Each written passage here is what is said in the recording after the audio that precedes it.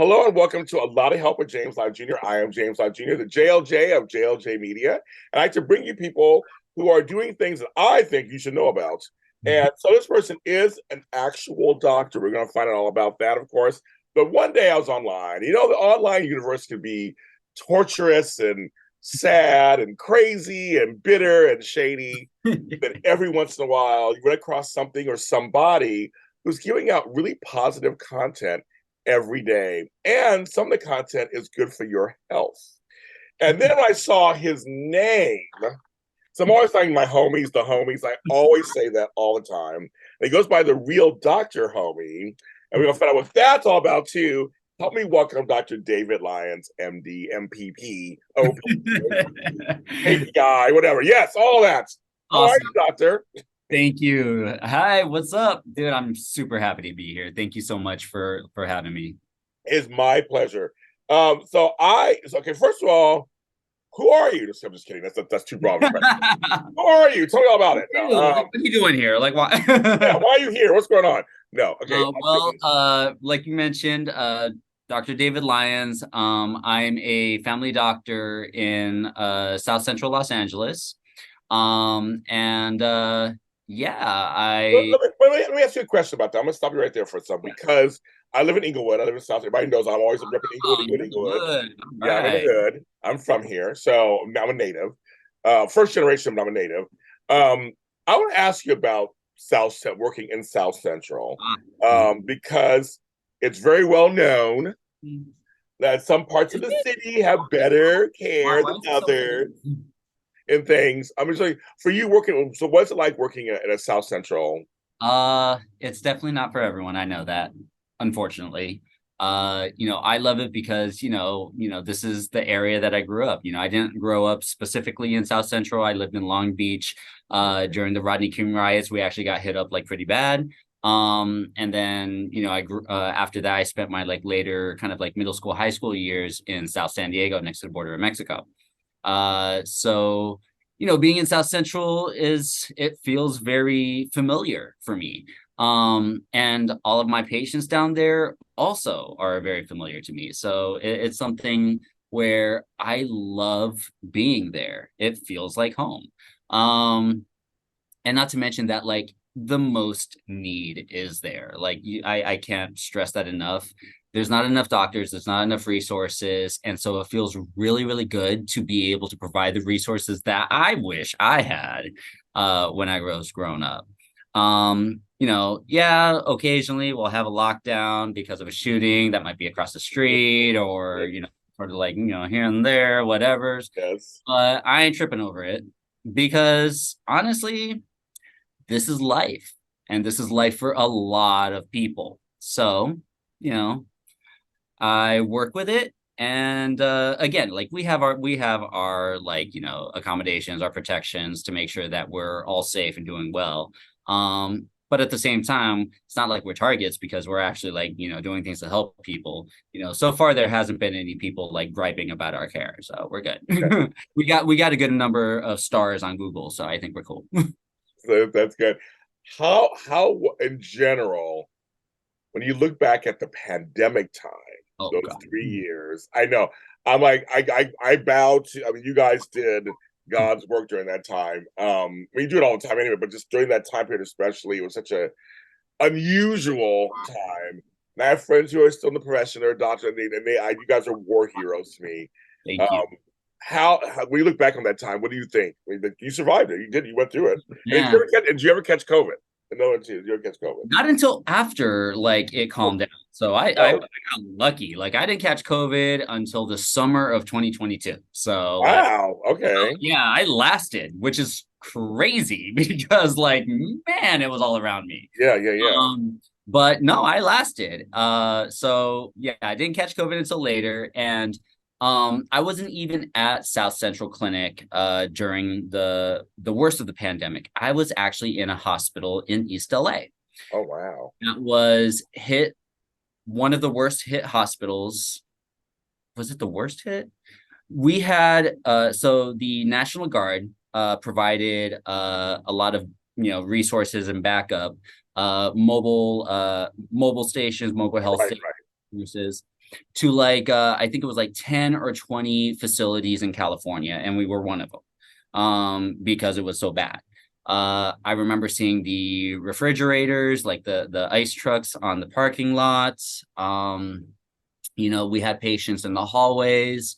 Uh, it was a nightmare. Yeah. To say the least, it was a nightmare. I was deployed to Fallujah, Iraq in 2008. And I also worked with a lot of providers, a lot of doctors who served during the AIDS crisis, and they said that this was way worse. And I agree, it was definitely way worse than even Iraq. Because I was a nurse during the AIDS crisis, and it was Mhm. bad. So you're Yeah, telling me it was. I mean, and that area you're saying was even so worse bad. than that. That's not good. Wow. It was so bad. I mean, like I said, the number of patients just the sheer number of patients that we had was crazy. And to make it worse, and honestly, this is kind of like and we can talk about it later, but the source of like the inspiration for Dr. Homie, but the amount of misinformation that was out there at the time, the people denying them having COVID, even though they're suffocating and on oxygen and then ultimately died from COVID, still believing that it wasn't a real thing. And it was the entire thing was just such an experience that was heartbreaking, frustrating. I mean, we had patients accusing us of killing their parents because because it's a made up disease, we didn't give them the Trump drug, or that, because we're so full, we just took off our oxygen so we can fill another bed. It was a lot, and it was really, really bad. And then of course we had our coworkers, who got sick and ended up passing away. um it was is Wow. everybody. Nobody was safe from this. And so that's what made it like worse. And even more so when they talked about, like, only certain people were get it, if you're older or whatever, if you're really, really Or sick, whatever. blah, Yeah. blah. Yeah. But like, when I ended up having like the 41-year-old with two, like, a preteen and a teenage daughter, and their wife is like, just begging us to do whatever we can, and we already were, and he still just wasn't getting better, and he's completely healthy, no, like, no medical history, no issues, and he just like, and it sucks because I felt like one of the things that I noticed was those who were more healthy took the longest before they died. Interesting. It was extremely heartbreaking. No, it affected me. It affected me bad. Yeah. I'm gonna tell you that, like, I definitely used some coping skills that I probably shouldn't have Oh, you're right. used. Some vices of the yeah, sure, yes. Exactly. Yeah. It was an extremely hard time. I like to say that, like, the stresses of medicine, I love to use humor in everything because, I'll have that dark humor. I don't know if you've ever watched Scrubs, but I feel But like yeah, that this was goes my show. I love it. So yes. exactly my point. Yeah. But I couldn't even get that point because we didn't even have the time to try to look or find any, like, you can really find any humor in this. Right. Right. Um, but it was difficult. So honestly, my number one takeaway, I'm glad it's not that bad anymore. So you were in Iraq. Were you in the services? In the service? Yeah, so I was a Navy corpsman. I spent 2 years on a submarine base treating submariners. But then I ended up, being rotated through a Marine Corps command, but I had to go through kind of like a Navy Marine Corps type boot camp, and I ended up getting attached to First Marine Division in Camp Pendleton, and I spent 8 months in Fallujah, Iraq. Well, thank you for your service. Number one, I really believe in veterans also. But that's, I mean, you're like amazing. Like, I mean, I'm not going to ask you your age because nobody wants to tell their age, but you seem like you're looking at you going, you must be like 28, 29, 30 years old. But I'm like, you have all that already. I don't know how, but it's just crazy. You seem so young to have all that under your belt already. So, you can appreciate the saying that says "black don't crack," right? Yes, I'm 100 years old, Exactly. so yeah. Asian don't raisin. Don't raise it. That's right. So yeah, Exactly. I was like, no, you look great. I mean, I was like, but you seem so like you seem so young. I'm like, but it's great. I'm 54, so I'm in my 50s. But I'm like, but you said you packed a lot of life in there. I And did. so, like, guys, what made you go into the services, to the armed forces? Well, I wish I can say, oh, I was really, really motivated to fight for my country, and so I signed up so I can get it all. No, unfortunately that's not the case. I was struggling. I didn't come from like the best background. I didn't have the best support at the time. And there was a point where I was couch surfing. I didn't have like my own place. And sometimes I slept in the car. I got like this real piece of crap car that I bought with because I tried going to community college at first, got the FAFSA money and like bought this like, I loved her. She was my Barbara is what I named her. My 2000 my 1992 Toyota Tercel. Hey, Um, Tercel. Wow. Okay, I don't know one. Yes. right. Yeah. Yeah, the muffler fell off while I was on the freeway once. It was awesome. But yeah, I wasn't doing so great. And a recruiter who happened to be on my campus got a hold of me and flashed a few, great promises in front of me and got me to sign up. Now, Did you, fortunately, even though like there was not everything was great, the entire experience in the military did end up being a blessing for me. It allowed me to have a stable place to live. It allowed me to have a constant roof over my head and food in my belly. I was able to kind of like, learn a lot of my like the discipline that I needed, even for school, especially for med school. But like just the discipline I needed to kind of like just keep on myself and also to thrive. I've never like essentially because I didn't have kind of like that constant support that I feel like I really, really needed or that like, self-confidence. But I feel like I've never been able to really work on thriving, on really, really looking outside of my own world to grow until I was in the military. Yeah, and so like the opportunity ended up working out very well. Also after getting out of the military, the GI Bill helped me out a lot, obviously. Like that was a great resource that I was able to get, which actually wasn't like even available. Like the regular GI Bill was, but the post 9/11 GI Bill is what really helped me out. And that didn't exist until like 2 years into my enlistment. So I was like really happy when that came out. Um, but yeah, so it ended up that the experience was awesome. And don't get me wrong, there were some things about it that I thought was really cool. And then there were some things, people that yes, was too much. sure. I admire that. Did you always want to know you wanted to go into medical field, or was this a later thing in your life? Like I always knew I wanted to be a nurse or something when I was a kid, and then I Yeah. went into it. But I'm like, for you, was that something you knew, or So the interest was always there. I remember like, growing up, the first time I had any sort of like real, I mean, other than like, going to the doctor and thinking that they were really cool, they seemed really, really flashy, blah, blah, blah. But then the next thing, the real interest came from like those Discovery Channel surgeries that they would like, broadcast. And they would mostly be like liposections and everything, but I still thought it was cool. Uh, it? and the rest of my family thought it was gross. Like I thought it was like awesome, and they were like, ew, blah blah blah. Yeah, But I never thought it was an option for me. So like by the time I was 13, I figured that the only people who became doctors were rich people. And we were nowhere close to being rich, I didn't realize it at the time, but I was considering people who were just in like kind of regular lower middle class to be rich. And so like so yeah, I didn't even think it was an option at any point for me, let alone like, with my school performance at the time. I barely graduated high school. I was not doing well in school. I wasn't doing well, like just in life. I had a lot of issues going on. I was dealing with addiction. I was dealing with depression. I was dealing with, just getting with the wrong crowd. I was failing several classes.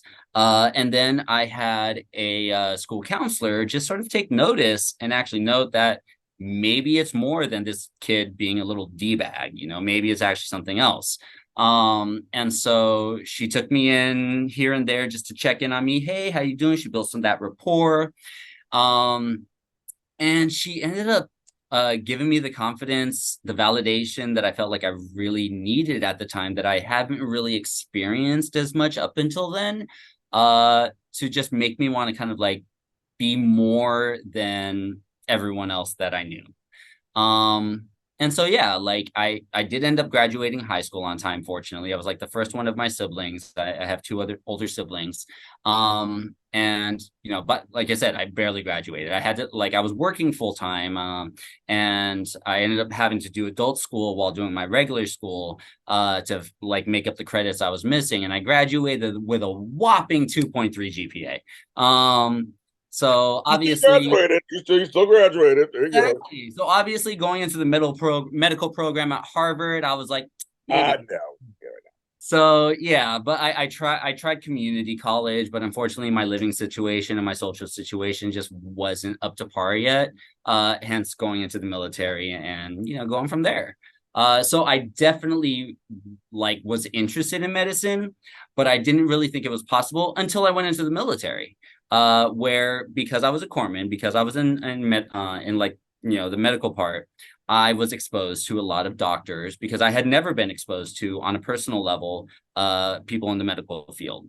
And I just learned so much from their guidance, from their advice. And I feel super fortunate and lucky to have had those opportunities. Because if I didn't, I don't think I would be here. Yeah, that's crazy. So let's go to something even more fun, and that is now you're online. You're online. The rest of us, we're all online. So when you were first went online, were you just David Lyons online, or yeah, or where did this real Dr. Homie come from online? Let's go. Let's get into that story. I want to hear this. No, cool. Nah. So the name, so I started off with Dr. Homie. Okay. I started off wanting to do something that was educational, because when during the pandemic, I still remember like in the midst of it, during the worst part, Christmas of 2020. And then like, oh yeah, no, it was actually after New Year's because I on the TV, the coup happened. Oh yeah, January And 6th. Okay, yes. Okay, yes. at that exact moment, I was having to navigate switching several like floors of patients to and working with the administration of the hospital to try to get these patients like moved because they were not able to get enough oxygen on the floor that they were at. And when I see the coup, I'm just like, those are the people who are causing this misinformation issue with my patients. It's the reason why a lot of them are dying right now. And I don't know, I just felt like this really, really strong, hey, I have this platform.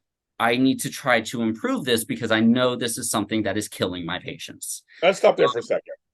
Have you ever done any public speaking? Have you been on video before? Have you done any acting or anything? I want people to know, like, when you come to a Um, decision, you're very natural on camera. I'm Not just like, what? professionally, or I mean maybe like something for fun.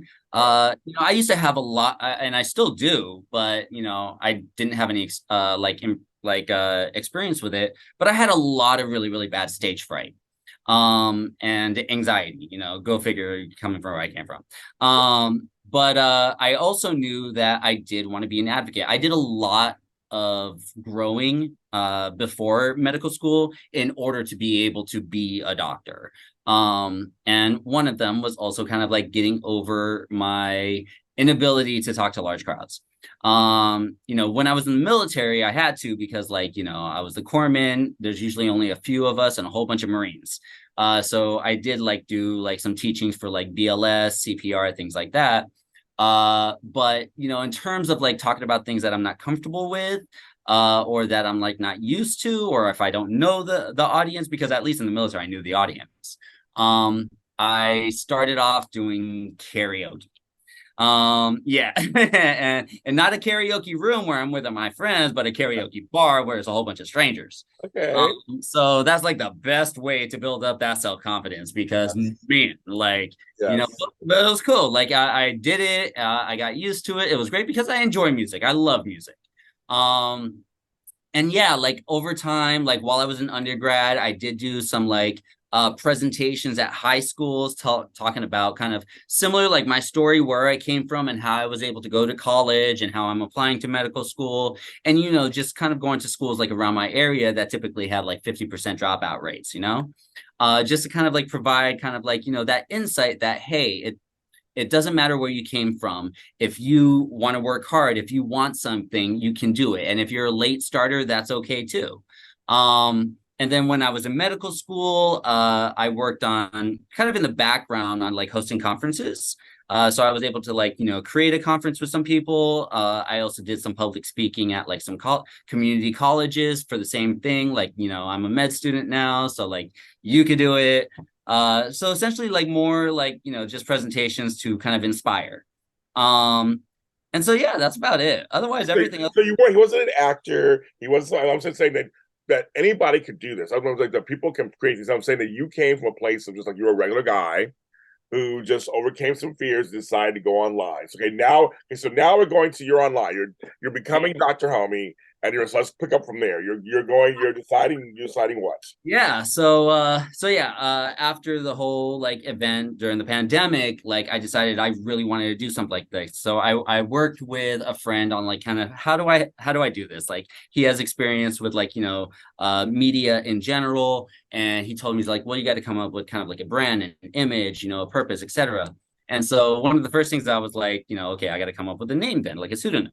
And so I was like, on my like, personal Facebook and asking my friends, I was like, hey, what do you guys think of this names? And people were like giving me their opinions. But then my cousin gives me a call and says, you should be Dr. Homie because you're the doctor and you're the homie. And I was like, oh, I really like that.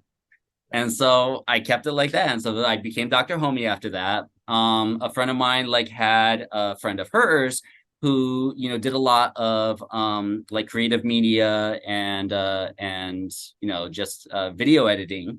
And so we worked together to create the first couple of videos and I came up with the script, he recorded it and he put it together and made it come to life and boom. I know you do them. They're good. And to cut to a few days ago, where I came across you from just searching things, and I was like, oh, okay. As I watched you, I was like, he's good. I like it. I mean, for some Yeah. people, Doctor Homie is your homie who is a doctor, is your homie who talks to you like a friend. But I saw that. So that is your branding, isn't it? It's kind of like you're the neighborhood guy that's like happens to be a doctor and kind Mm-hmm. of right. I mean, that's kind of I'm on the right track. Is that it?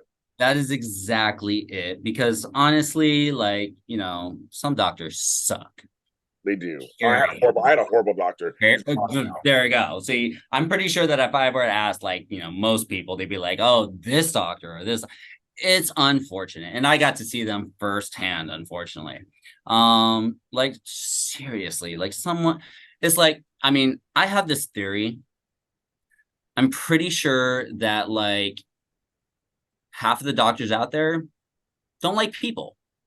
I, I can believe that. Yes. Yeah, just don't like people or don't know how people work, so either way, like it's something that has really always really upset me. And while I was in medical school, it was an absolute culture shock. I've never been around these kind of people before. A lot of them like came from families who their parents were doctors, their parents were doctors, and not even just doctors, but also you know famous or successful business people, professors. And some of the first questions that they always asked was like, oh, what do your parents do? They do stuff. Right now I'm actually not talking to them. I haven't been talking to them for a couple of Right. years. Right. So So it's like, obviously I have like, or had some strained relationships with my parents, but now like, my parents are older, I love them. And so I've moved them in with me and okay. that's a whole deal in Yes, itself. the whole show by Um, itself. Yes. but Yes. I'm glad, being a doctor, I am able to do that. That is a privilege. Yeah. Yeah. Um, but yeah, like the whole culture of medicine and doctors, specifically physicians, man, it's almost like they're completely out of touch of what the population is, let alone needs. And so it just blows my mind. And what was really cool though, and I feel like it's getting better, my class had about 180 students. There was about 30 of us who had come from some hood. Okay. So, we were able to gravitate towards each other and kind of like form our little like, social areas, but because like, but man, I still remember like in one of my classes, like we learned that the median age for smoking was 11 years old, and everyone's like shocked. There was like 8 of us in the discussion, and some guy was like, "Wait, is that true?" And it's like, "Oh no, it's been pretty consistent over the years." Well, is that just in lower income communities? And the first thing I wanted to do was jump over the table Yeah, right, right. But like you can imagine that was the Oh, mindset, the perspective that people had, going into there. so Dr. Homie, I'm going to share a little story with you. I've never actually told the story on air. I'm not going to name any names because I want to protect the innocent. If I can tell the story, it's my story, so I can tell the story. So I have insurance through the county, of course, the famous county and everything. So I'm not expecting the greatest stuff anyway. So I got a doctor, and I remember this one particular one that was the last visit I had with him because I was like super pissed. So I had to get blood drawn, and I'm one of those people. I don't have veins that come out. So I get the baby nurse to do it. They're like, "Okay, we got the baby nurse yet." And I was like, I understand, and I'm very tough. I go digging it. And see, luckily, I used to be a nurse. I'm not afraid to deal with it. And Yeah. again, and like Oh no, I was the pincushion during the military, like big okay, practice. so yeah. Yeah. I don't have any problems with like blood or anything. So like they're just we're just like, yeah. And I was watching the Real Housewives last night. We're just like, like, Yeah. you're so relaxed. I go because I just know my mother has the same problem. My brother, like maybe it runs. I don't know what it is. And I do the whole thing where don't really eat anything beforehand, drink lots of water. I do all this stuff, and we hit it, but just I have a hard time. But they eventually get it. I bruise for like a week. It goes away. So I'm used to it. No big deal. So I go through that horror deal or everything. I go in thinking I'm going to hear my test results because I mean, you got my blood work. No, the doctors stand. This was actually it was during towards the end of the pandemic. So I would say it was like 2022 in early 2022, and I was vaccinated. I mean, I went and got vaccinated. Everything. He was standing he stood at the door. Did he come in the room with the chart? And I've gained some weight. And I said yes, and I said I had just joined Planet Fitness, and someone tried to get back in. I said I was home doing this all day long.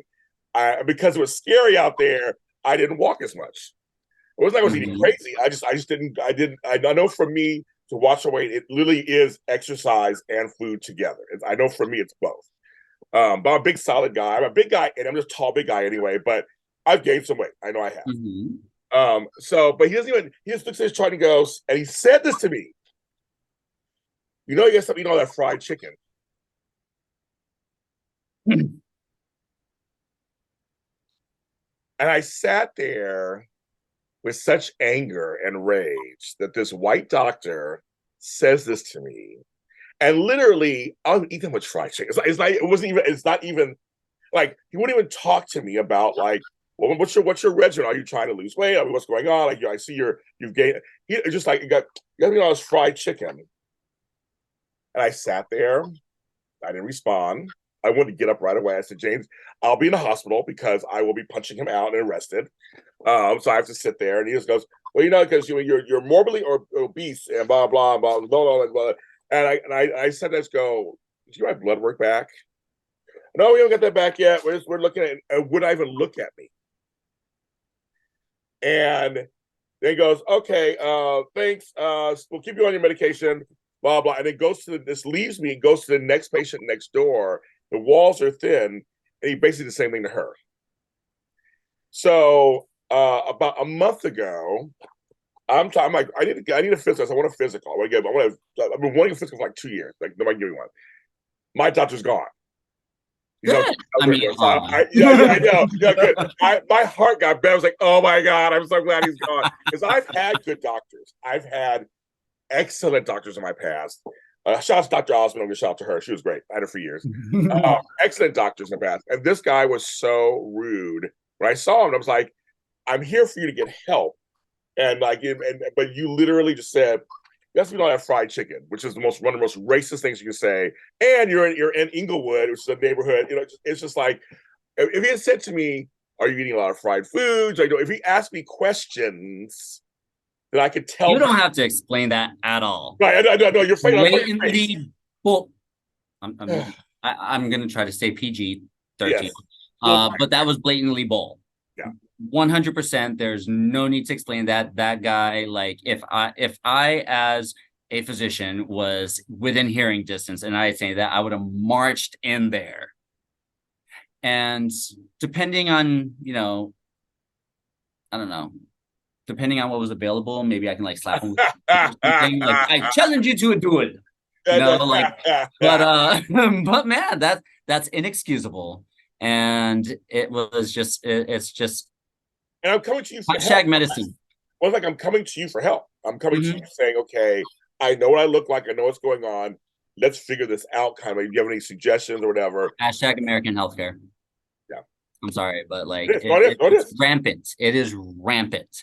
And, I know that they, a lot of doctors will also kind of like, talk about like, they don't have the time to like, express this sort of empathy or understanding or be, or provide the kind of bedside manner. There's this whole issue with burnout that they talk about with like doctors, like just being over the job. So yeah, there are definitely reasons, but like, I'm sorry, burnout or not, you treat another person like another person. You don't treat them like shit. Oh, right. Sorry. Hey, that's why. And what's funny is that PG-13 thing? I don't know. It's on TV, right? A few ships fall out. No, but like the front desk staff was great. The nurse was great. Took my blood. Like all of them were good. Now I give them points. They're always good. But it was just this doctor. And so, but they gave me a nurse practitioner. I didn't like her either. So I have a new one coming. I have a physical on July 21st. I said I want to get blood. I want to get the blood ordered. I want you to hold. I want to figure out where I'm at. I'm 54 years old. Just had a birthday. Just went through a really rough time with my parents. One passed away a few months ago. Another one almost died. I've been a caregiver, so I know when you're a caregiver. I know I didn't take care of myself as much because I was so busy. Yeah. Wait a minute. So again, like he disregards anything that's part of your life. Yep. Because people are more than the body and the labs are right in front of them. They have lives. All right. So caregiver, pandemic, of course, people are going to gain weight. People have gained like an average of anywhere between 10 to 20% of their previous weight. Yeah. And so like more than their previous weight. And like, it's all across. It's not like it's just any one person. I'm pretty sure he's not as fit as he was before the pandemic. So, or maybe he's just not fit here. I don't know. But regardless, it's inexcusable. And that's also another thing that has been kind of unfortunate that I feel like is improving, but it's not improving at the speed that it really needs to, is understanding the social determinants of health. People's lives outside of specifically medicine and the parts of people's lives that affect their health that doesn't necessarily like can be measured with a blood test. So it's one thing that like a lot of doctors are starting to realize. Medical school was, for me, like they did touch upon it. I feel like it was something that should be integrated in all aspects of medical education. It's not yet, but it's on its way. There are some people, obviously, like I said, the 30 of us who were like, from the hood, like we knew what was up because like it was the social issues that sort of like brought the health issues. So yeah, like not addressing that, not acknowledging it, it's a disservice. I agree. There's culture.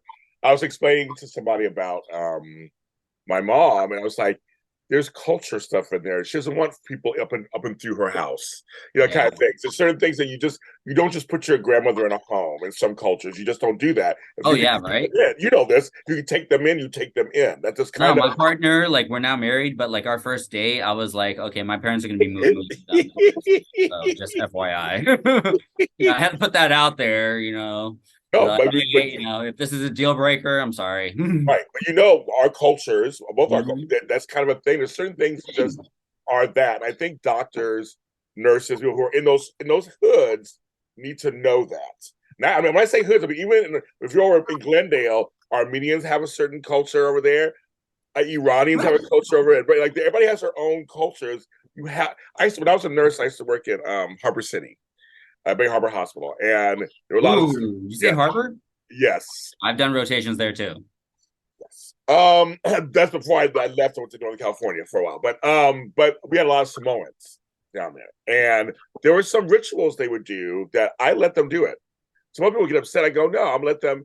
There's certain chants and things they would do for their sick loved ones, and I was just like, it's not hurting nobody. It's not really interrupting their care. Maybe it's making it better. Like there's some things that are not just Western medicine. I mean, I'm just like there are some things that I believe in that can also. I had severe Bell's palsy about 5 years ago, Oof. but I think I got better because I did holistic things. I was like, oh, vitamin B12 stuff, stuff for inflammation. Like there's some things that yes are good because they can't really do anything for you. I mean, not in. Yeah, no. I did And acupuncture and everything, all that kind of stuff. Yeah, a lot of, let me say, like relatively a lot. When I say a lot, there's probably just a handful compared to the yes. whole thing. But a good amount of us recognize that because we educate ourselves and we do get educated on what actual, like, naturopathic, holistic type things could be, problematic versus the ones that are benign.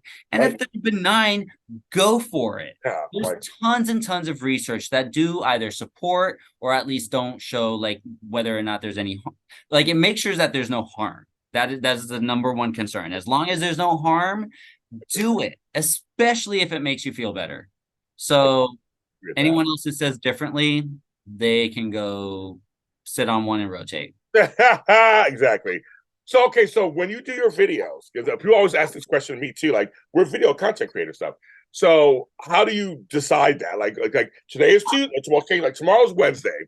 How are you deciding what's the video for tomorrow?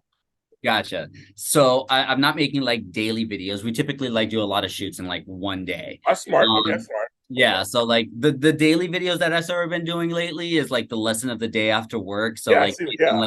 yeah, so like I've been kind of doing those just like right in my car in the parking lot right after work. Okay. And I do those like real quick just so that way I can kind of like, hey, you know what? This is my thoughts and I think it's useful. So here you go. But the actual like videos, like I typically write these scripts because, like I base it, because, I do have a conversation style, but I try to take it a little bit further, a little bit with my scripts because my conversation style has definitely calmed down a little bit since I've been young, since I've grown up. But my younger self Yes. was probably a little bit more, feisty. And so like, I try to, and again, like so I sort of draw inspiration from like, how I used to hang when I was younger. And so yeah, I'll write these scripts and we'll typically just shoot a whole bunch of them in a day and then like release them after they're edited and everything. Because like, yeah, my editor, videographer, director, Pablo Peinado, like he works on them. He brings them to life. We work together on kind of finding like the cutaways, and bringing kind of like more humor to it. And the reason, one of the reasons why I do that is because I have this weird skill where I can remember movie quotes almost immediately after I watch a movie. Do you remember the movie Howard the Duck? I do. I remember the movie. Yes. I can still quote that movie. I have That's so not funny. seen that movie since the early 90s. Yeah. I can probably quote it back to front. That's so funny. Okay. So I when I make the scripts, I also kind of keep in mind like, some movie references or TV references to kind of like, build it up. Because I love Family Guy. And Family Guy does that all the time. All the time. Yes, they do. I also enjoy I really enjoy Bill Nye. I really enjoyed Bill Nye when I was younger. I thought it was like really cool to be like goofy, but also like educational. And then other things that I also enjoyed was like Tosh Pornell.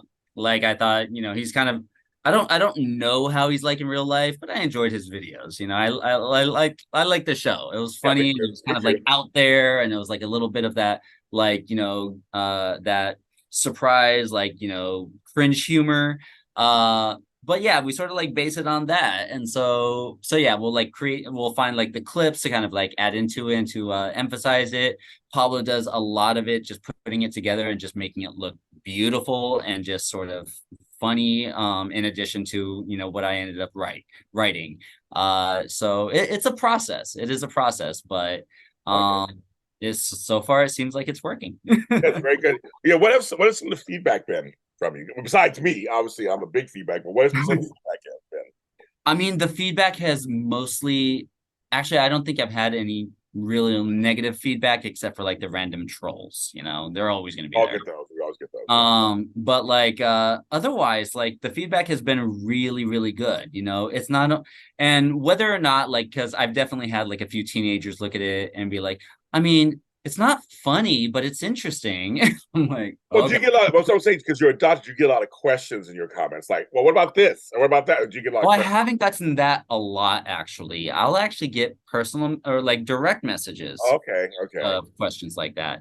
Um, which I will like advise on. Like when it comes to medical questions or health questions, I just want to make sure that they're aware that like, my specialty is this, like I know a little bit of everything. I love being a jack of all trades. Like that's kind of like one of the reasons why I went into family medicine.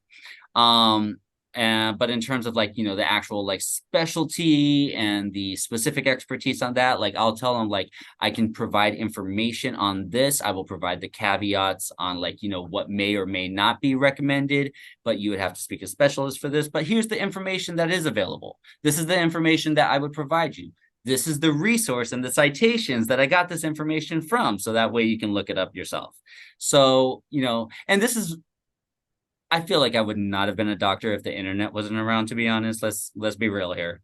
Let's be real here. I mean, I'm not going to WebMD or nothing like that, but Thank God, yeah, right. look, the fact that like I don't have to go to some huge medical library and go searching for like a research paper in order to find out what question the answer to the question I have. I can literally like look up the paper online and immediately have the information. Like, yo, I seem like a genius, but I'm not.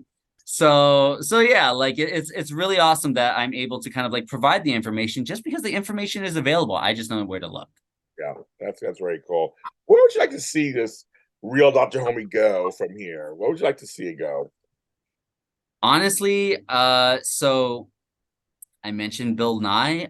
If I were to become kind of like a new age Bill Nye, that would be the dream because I feel like I would be providing a service, a benefit, the entertainment. I mean, I love making people laugh outside of medicine, let alone inside the exam room. It's fun. Like I love laughing with my patients. I do genuinely feel like it's the best medicine. It always like brightens someone's day, if I can make them laugh. So if I can like do that, make people laugh while at the same time letting them know how they can take care of themselves and like really reach their full potential because they're not held back by physical or mental limitations, then that seriously, I'd be on cloud nine, I'd be in nirvana. Seriously, it's like it'd be the best feeling. I mean, I already love doing medicine because like it just feels really, really good. And I tell people that I would totally do it for free. I mean, it's nice that I don't have to, but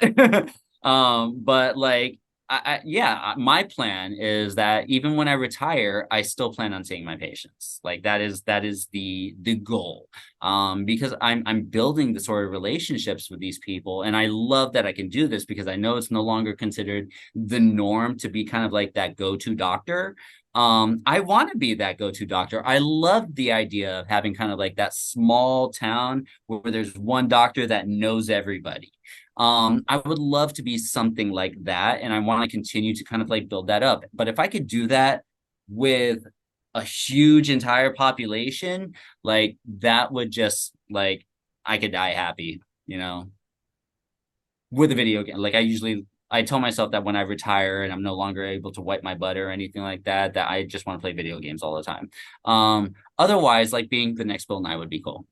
I like that. Well, we're going to manifest that, folks. And Yeah. that's how we're going to end the video. I mean, I just want to tell you, you are bringing smiles to people's faces. You brought one to mine. So I'll just tell you that. And so I have a new fan, a new friend, a new fan. Yay. Thank you. So it's my pleasure. And I want all my The folks to homie. follow him. Follow the homie.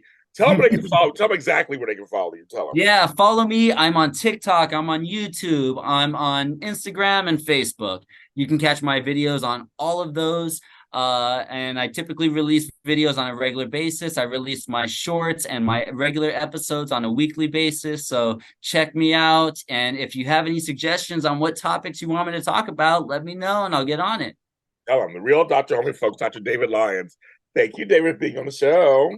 Thank you. My pleasure. And I am James Lott Jr. You can follow me where all James Lott Jr.'s are at James Lott Jr. and all social media platforms, including TikTok also, and YouTube and all these doing channels. I'm there. This show is on all the places too, from Facebook, everywhere going on there. A lot of help. My website's lottofhelp.com. That's with two T's, Lott. And we will see you next time.